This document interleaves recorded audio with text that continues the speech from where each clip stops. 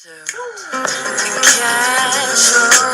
everything around me, but you, everything within. Controls everything around me, but you, everything within. Hi guys, so we are in spring and soon summer will be upon us, and a lot of us like to do wash and goes during the summer. I am one of those girls that I love doing wash and goes. So I'm coming with some tips and pros and cons of doing wash and go when you have 4B, 4C hair.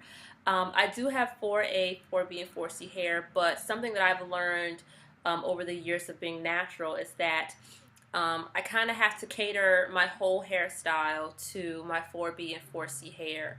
Because once you can get your 4B and 4C hair the way, you learn how to handle that and kind of learn the styles that work and the maneuvers that work best for your hair, your 4A hair is going to fall right in line with it. So one of the things that I did learn is that my 4B and 4C hair looks better in 3-strand twist than 2-strand twist.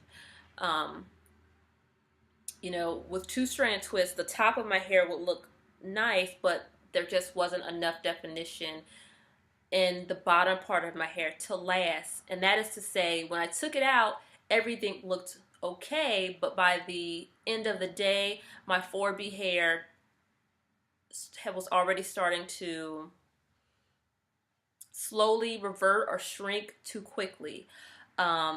So with me, I realized that doing 3-strand twists put more definition in my hair so that it took a little bit longer, hours and days wise, for my hair to start to shrink up. So when I do the 3-strand twist, I'm able to push this under a bonnet and pull it out and do this for about 3 days before I have to redo it. So that's something that I learned. And you kind of want to learn to cater to the most, the part of your hair that takes the longest or more manipulation, because once you can get that into line, the other hairs will usually just kind of fall in with it. So another thing is when you're doing wash and goes, a lot of people don't like, they say, it's not for 4B and 4C hair. And I think that's kind of where an individual is setting a standard, where they're comparing their hair to someone else. Now, I will say that when you do 4B and 4C hair and wash and goes, you do have to redo your hair more often. Someone who has 3C hair can maybe get away with doing, redoing their wash and go every 4 or 5 days. If you have 4B, 4C hair, that's not going to work for you. You have to start learning to not kind of compare your hair or try to make it behave or anything like someone else's hair. You have to learn your hair. And usually with 4B, 4C hair, because our hair has a tendency to curl back up in itself, you don't want to give it too much time to start doing that. Usually for me, I redo my wash and goes every 2 days. I work for 2 days, and then the third day, basically, I'm redoing it again. Because you do run the risk when you're doing wash and goes of having more single strand knots. And you don't want to let your hair get to that state of starting to curl back up within itself. Another thing too is start doing setting your hair in the shower, which means stop getting out and towel drying it or t-shirt drying it. I heard Anthony Dickey say this, and then I saw Natural 85 do this, and yeah, her hair is, I don't know what her hair is, what, 3, I don't know, 3C or A, I have no idea what her hair is.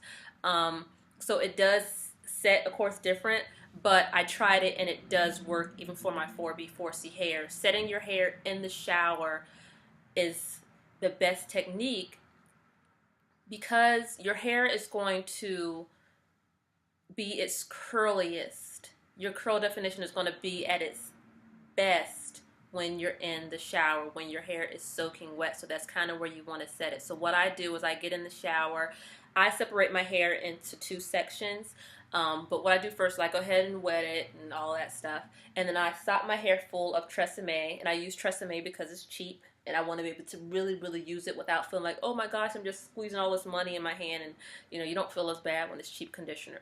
So I put conditioner on one side, twist it up, put a, clamp on it, and then I put conditioner on the other side. And then I go back to this side, and I section off little pieces in the back, and I finger detangle those, and then I go up a step, and I finger detangle that. So eventually this whole side is finger detangled.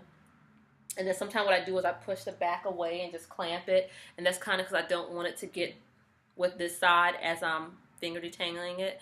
And then I finger detangle this side, and then I rinse it out, and then I spray my hair with aloe vera juice. And that's something that I think that you should try, because aloe vera juice will set the pH balance of your hair. And the thing is, you don't need to use, my phone. You don't need to use a lot. So, you can get a jar that's $4, $5 at the vitamin shop, and that's probably going to last you probably about, 2 or 3 months. Mine can last me on average about 3 months, because you don't need to spray, like, you can fill the bottle up this much and just, squirt, squirt, squirt, squirt, squirt, squirt, squirt, squirt, squirt. And, it really helps, because it balances out the pH balance in your hair, which helps smooth your cuticles down. Another thing as well, I don't dilute my aloe vera juice when I'm using it on my already wet hair. Now, if I was refreshing a twist out, and I wanted to use some aloe vera juice, I would dilute that, because you don't want to spray undiluted aloe vera juice directly on your dry hair. They say you should dilute it, but since you're already in the shower and your hair is already sopping with water, I can get away, and you probably will be able to get away too, with just squirting straight aloe vera juice on your hair, because some of it's going to be running off with that water. Then I do my leave-in conditioner, which during the summer I used As I Am leave-in conditioner, and then I used the As I Am curling gel, and I loved that last summer. I loved it. This year I'm going to be trying the flaxseed gel. I'm not sure if the flaxseed gel is going to give me any weight. So if it doesn't, then I'm going to go back to the As I Am. But I'm going to try the flaxseed gel, making my own, to see if that works for me. So I, work those products in, and then I don't be pulling your curls. Girls do this on videos all the time. They're always like doing all this. Every time you touch your hair, you are leaving an opportunity for frizz. So do not touch it. Get out and immediately, you got to dry off and stuff, but immediately begin defusing. You want to go ahead and set those hairs in. So I go ahead and I set, of course, my outer hair and let those set, and then I kind of go in once I feel, the ends are kind of dry, which you're not going to dry, because hair, water's still going to be running down. So you do want to get the root as well too, but, try not to disturb your curls that are set. And then, kind of go in and, put the diffuser in and let it dry, and, then, some people do that where they stretch it. I didn't do that last year. I may try it this year, putting on I forgot what they call that nozzle that kind of, directs the air in one direction. I might try that to stretch my roots, but that method works really, really good. And so that's something that could work. And I do, it really bothers me when I see people saying that, 4C people can't do wash and goes and it doesn't work for you. You have to, for one, not worry about what someone else thinks about your hair, and then also accept your hair for what it is. You're not going to have big fluffy curls. 4C hair, we're going to have very tight little curls. You're going to have little curls that look like the springs in the pen.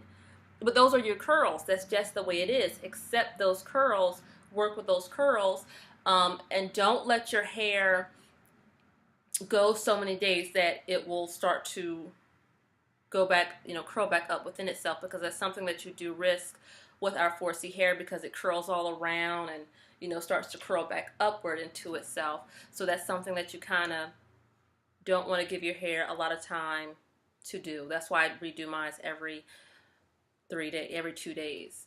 And another thing too is I don't pineapple, because my 4B hair and my 4C hair never come back down. They're always super stiff, and then I have to like do this, and it never lays right.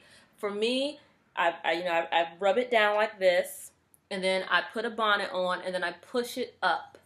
I push it up because all it's doing is tightening that curl a little bit while you sleep, and then the next morning you kind of just pull it down. And it's not gonna, it may not be as loose, you know, because it may have shrunken up a little bit, but you can spray some more water, aloe vera juice mixed on your hair to kind of refresh it.